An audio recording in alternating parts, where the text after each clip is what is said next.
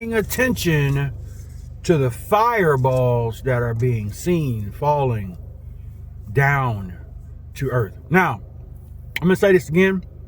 I know that some people, based on what your eyeball sight may see and lie to your flesh, we're in the tribulation, we're in the seal. We're not in none of them. Again, people love spreading that garbage around. The spirit of peace and the bride, which is the church, that menorah lampstand, ladies and gentlemen, cannot be in the land when the seals are open. That is contrary to God. I don't know why people believe that garbage. Revelation 4 and 5 show the menorah lampstand, which is the bride, which is the seven churches. Laodicean church is in that church. We come from that. We're at the throne as spirit beings, not human beings. That's where people get lost and they think, oh, well, we're in it already. No.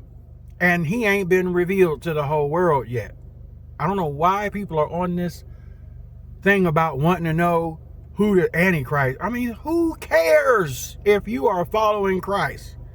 The Bible says you're going to be with the Lamb when that's revealed at the throne as he opens, and we watch him. The book says we watch him take the book of the seals out of the hand of the Father, and he begins to open them after we've already been acquired from the earth.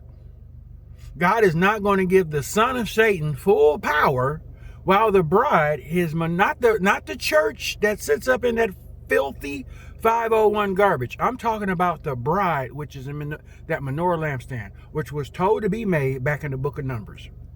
Even from the beginning of the Bible, it's always been about the bride and the church, the bride and the bridegroom, not God's bride, which is Israel. Okay, we're not talking about that bride. They don't get to go to the New Jerusalem in heaven. They're going to be able to do that when it descends down on earth because of their unbelief, folks.